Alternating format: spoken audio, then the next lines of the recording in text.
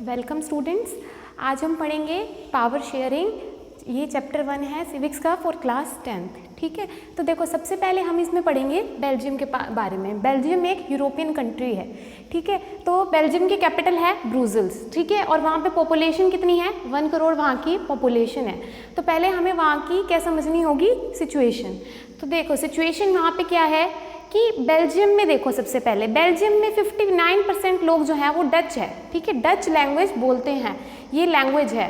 40% people जो है वो वहाँ पे फ्रेंच लैंग्वेज बोलते हैं, और 1% जो पीपल बचे वो क्या बोलते हैं? जर्मन बोलते हैं। ठीक है, तो हम कह सकते हैं कि 59% जो डच हैं वो यहाँ मेजॉरिटी में है, और 40% जो लोग हैं वो जो फ्रेंच है, लोग जो फ्रेंच भाषा बोलते हैं वो माइनॉरिटी में है। अगर हम ब्रुसेल्स की बात करें देखो, तो ब्रुसेल्स में 20% लोग ही डच बोलते हैं। ठीक है, ये कैपिटल है जो बेल्जियम की, यहाँ पे सिर्फ 20% लोग ही डच बोलते हैं, और वो फिर माइनॉरिटी में है। और 80% लोग जो है वो फ्रेंच बोलते हैं। तो देखो ये ज़्यादा हो गए ना, डच से ज़्यादा हो गए फ्रेंच, तो वो मेजॉरिटी में हो गए। अगर हम बात करें कि जो फ्रेंच है, फ्रेंच भाषा बोलने वाले जो लोग हैं वो रिच भी है और पावरफुल भी है। ठीक है, वहीं अगर हम डच की बात करें तो जो डच लोग हैं वो कम पावरफुल है। ठीक है, वो लेस पावरफुल है। बट अगर देखा जाए तो डच यहाँ मेजॉरिटी में है। बेल्जियम में डच मेजॉरिटी में है और ब्रुसेल्स में डच माइनॉरिटी में है। ठीक है, तो देखो अब इस सिचुएशन की वजह से क्या हो रहा है, दोनों कम्युनिटीज़ के बीच में तनाव हो रहा है। क्यों तनाव हो रहा है? क्योंकि अगर मान लो डच और फ्रेंच ये दो कम्युनिटी है, ठीक है, तो डच जो है वो ज़्यादा है, मेजॉरिटी में है, तो वो हो सकता है अपना कंट्रोल उस जगह पे करना चाहेंगे, वो अपना कंट्रोल चाहेंगे कंट्री पे। लेकिन वहीं जो फ्रेंच है, फ्रेंच ब्रुसेल्स में ज़्यादा हैं, तो ये चाहेंगे कि हमारा कंट्रोल हो जाए सारा। तो इस वजह से दोनों कम्युनिटीज़ के बीच में क्या हो रहा है? तनाव बढ़ रहा है। This situation led to tension in both the communities around 1950s and 1960s। 1950 से 1960 के बीच में इन कम्युनिटीज़ के बीच में तनाव बहुत ज़्यादा बढ़ गया था, और ये सिचुएशन और ज़्यादा कॉम्प्लिकेट कहाँ पर हो गई थी? ब्रुसेल्स में। देखिए ब्रुसेल्स में ही ज़्यादा कॉम्प्लिकेशन क्यों आ रही थी? क्योंकि यहाँ पर जो डच हैं, डच ये चाहेंगे कि जब अगर हम मेजॉरिटी में हैं बेल्जियम में, तो अगर हमने बेल्जियम पे हमला करा, अगर हमने बेल्जियम अपना बना लिया, बेल्जियम पे कंट्रोल हो गया, तो हम ब्रुसेल्स पे भी कंट्रोल बना लेंगे।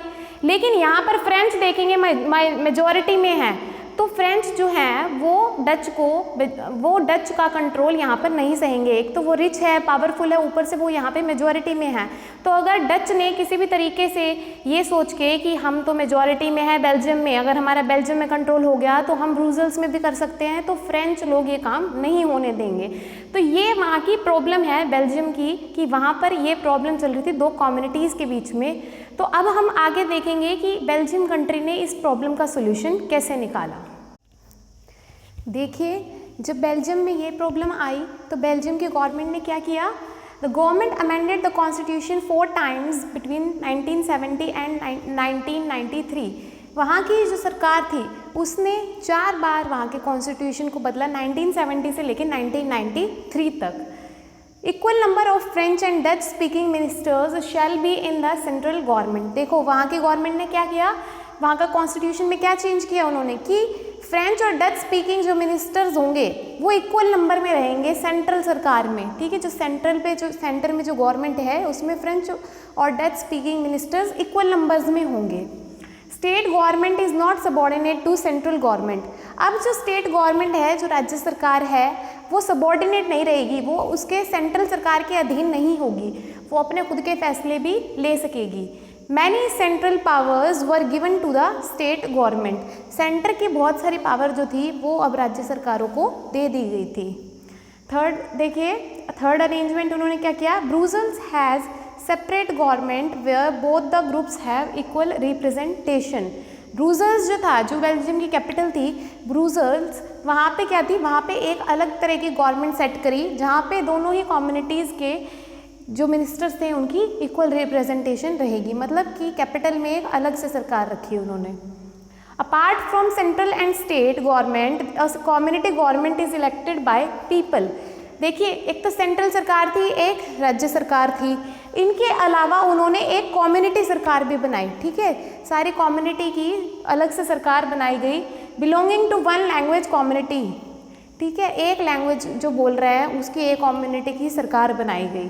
अब इस कम्युनिटी गवर्नमेंट की क्या पावर थी? Got power regarding cultural, educational and language related issues. जो कम्युनिटी गवर्नमेंट थी ये क्या करती थी? इसके पास पावर थी कि ये लैंग्वेज से रिलेटेड या कल्चर से रिलेटेड इस तरह के जो इश्यूज़ हैं उनको ये सॉर्ट आउट करेगी। This arrangement works so well that European Union choose Brussels as its headquarters. अब देखिए, सुनने में आपको ये बहुत ही अजीब लगेगा कि कितने तरह की उन्होंने गवर्नमेंट सेट करी है और इतना सब चीज़ें की हैं तब जाके उनका अरेंजमेंट हुआ है, लेकिन ये अरेंजमेंट आज तक इतना सक्सेसफुल हुआ है कि जो यूरोपियन यूनियन है उसने भी ब्रुसेल्स को अपना हेडक्वार्टर्स बनाया। इतना ज़्यादा अब फ्रेंच और डच स्पीकिंग कम्युनिटी के बीच में जो इतना तनाव था जिसकी वजह से हो सकता था कि कंट्री का पार्टीशन भी हो जाए, वो सब इस अरेंजमेंट की वजह से सब इतना दूर हो गया और इतनी शांत हो गई ये जगह कि यूरोपियन यूनियन ने भी इसको अपना हेडक्वार्टर चुना। देखिए नेक्स्ट एग्जाम्पल देखिए हमारा श्रीलंका का। तो श्रीलंका में देखिए became independent in 1948, population around 2 crore. Sri Lanka जो था वो कब आज़ाद हुआ था? 1948 में, और उसकी पॉपुलेशन कितनी थी? 2 करोड़। मेन कम्युनिटीज़ वहाँ पे 2 मेन कम्युनिटीज़ कौन सी थी? सिन्हाला एंड तमिल। दो कम्युनिटी थी, सिन्हाला और तमिल।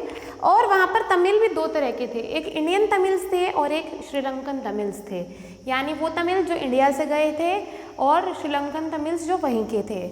ठीक है, अब देखो जो ज़्यादातर सिन्हालाज थे वो बुद्धिस्ट थे, मतलब वो बौद्ध धर्म, उन्होंने बौद्ध धर्म अपनाया हुआ था।